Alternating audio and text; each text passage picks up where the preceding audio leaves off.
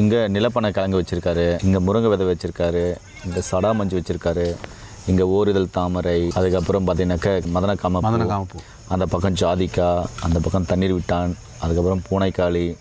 ஐயா வணக்கம் ஐயா.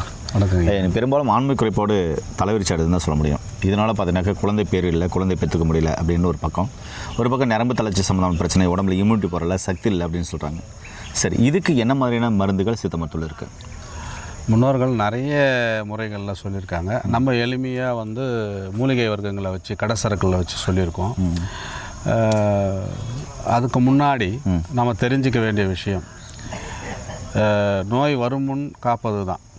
அப்போது நமக்கு ஏன் இந்த தாது நஷ்டம் ஏற்பட்டுச்சு, சத்து குறைபாடு ஏன் ஆச்சு, அது ஆணோ பெண்ணோ எதனால் அப்படின்னும்போது உணவு முறை, பழக்க வழக்கங்கள், லாகிரி வஸ்துக்கள்.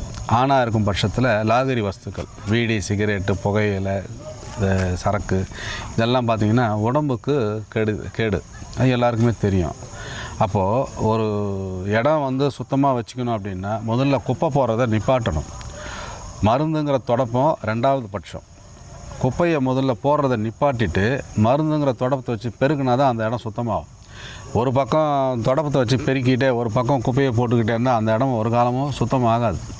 அதனால் நம்ம எந்த ஒரு மருத்துவம் சார்ந்த விஷயத்தை ஒரு முயற்சி பண்ணும்பொழுது வர்றவங்களும் நீங்களும் கோஆப்ரேட் பண்ணணும், ஒத்துழைக்கணும். அப்போது முதல்ல எது குப்பைன்னு தெரிஞ்சு அதை நிப்பாட்டுங்க ஃபஸ்ட்டு. அதுதான் முதல் மருந்து.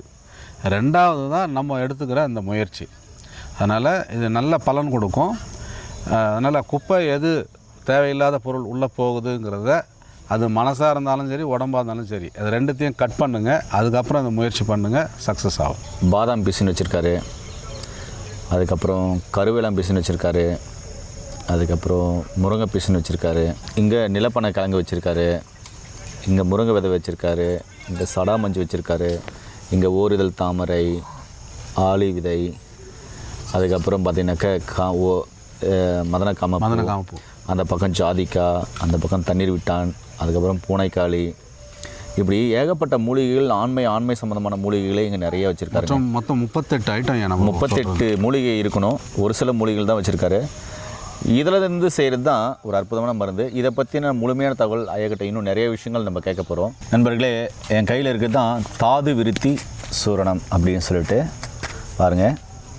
அந்த 30க்கும் மேற்பட்ட மூலிகைகள் இருக்குல்ல, அந்த மூலிகையிலேருந்து தயாரிக்கப்பட்ட ஒரு அற்புதமான மருந்து இந்த தாது விருத்தி சூரணம். பாருங்கள், இதை தான் காலை இரவு 2 வேளையும் எடுக்க சொல்கிறாரு. சரி, இது எடுக்கிறதுனால என்னென்ன நன்மைகள் அப்படின்றத நம்ம ஐயாக்கிட்ட கேட்கலாம். வாங்க நீங்கள் சொல்லுங்கள், இது எடுக்கிறதுனால என்னென்ன நன்மைகள் ஐயா? நல்ல உறக்கம் வரும், தூக்கம் வரும், தலைவலி எல்லாம் இருந்தாலும் சரியாயிடும்.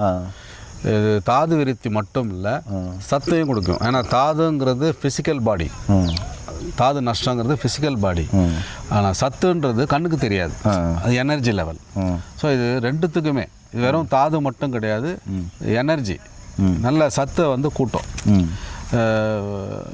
அந்த ஆண்மை குறைபாடுகள் சம்பந்தப்பட்ட விஷயங்கள், அதாவது விந்து முந்துதல், விந்து எண்ணிக்கை குறைபாடு இருக்கிறது, அப்புறம் அந்த தலைப்பரட்டை, அந்த பூச்சி தலை வால் சரியாக இல்லாமல் இருக்கிறது, எல்லாமே சரியாகும்.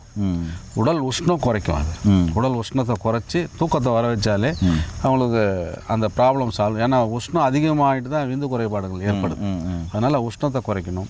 சனிக்கிழமை எண்ணெய் தேய்ச்சி நல்லா தலை குளிங்க. நல்ல ரெஸ்ட் எடுக்கணும். அதாவது ரொம்ப கண்ணு முழிச்சு அந்த செகண்ட் ஷிஃப்ட்டு, தேர்ட் ஷிஃப்ட்லாம் செய்கிறாங்க பாருங்க, அவங்களுக்கெல்லாம் இந்த குறைபாடு வரும். ஏன்னா உடம்பு ஓவராக உஷ்ணப்படுது. அதனால் உடல் உஷ்ணம் ஆகாமல் பார்த்துக்குங்க. தேவையில்லாத பழக்க வழக்கங்களை கொஞ்சம் கொஞ்சமாவது குறைச்சிக்கிங்க. விட்டுடணும், கொஞ்சம் கொஞ்சமாவது குறைச்சிக்கிங்க. புரியுதுங்க ஐயா. ஏன் நேர்களே, உங்களுக்கும் ஆண்மை குறைபாடு இருக்கா? இந்த மருந்துகளை எடுத்துகிட்டு நோய் இல்லாமல் ஆரோக்கியமாக ஆளுங்க. ஆண்மை குறைபாடு ஒரு குறைபாடு தான், அது நோய் இல்லை. அதில் நீங்கள் அந்த மைண்ட் அளவுலேருந்து வெளியே வாங்க, நல்லா ரிலாக்ஸாக இருங்க. உங்களுக்கு பிடிச்சமான விஷயங்களை நல்லா செய்யுங்க. அற்புதமான உணவுகள் இருக்குது. அதே மாதிரி பக்க விளைவுகள் இல்லாத நிறைய இயற்கையான உணவுகள் இருக்குது. அதெல்லாம் எடுத்துகிட்டு நோய் இல்லாமல் ஆரோக்கியமாக வாழுங்க. இயற்கையோடு சேர்ந்து வாழுங்க. முன்னோர்கள் கடைப்பிடிச்ச வழிமுறையை கடைப்பிடிங்க. டயட் பிளான், அதாவது உணவு முறையை சரிவிகித உணவாக எடுங்க. இப்படிதான் எடுத்துகிட்டு வந்தீங்கன்னாவே இந்த ஆண்மை குறைபாடுன்ற அந்த குறைபாட்டை சரி பண்ணிட முடியும். அதனால் ஆண்மை குறைபாடு உள்ள எல்லாருக்கும் இந்த வீடியோவை ஷேர் பண்ணுங்கள். யாரோ ஒருத்தருக்கு பயனுள்ளதாக இருக்கும். மீண்டும் இன்னொரு அருமையான பதில் சந்திக்கலாம். நன்றி, வணக்கம். வணக்கம் ஐயா. வணக்கம் ஐயா.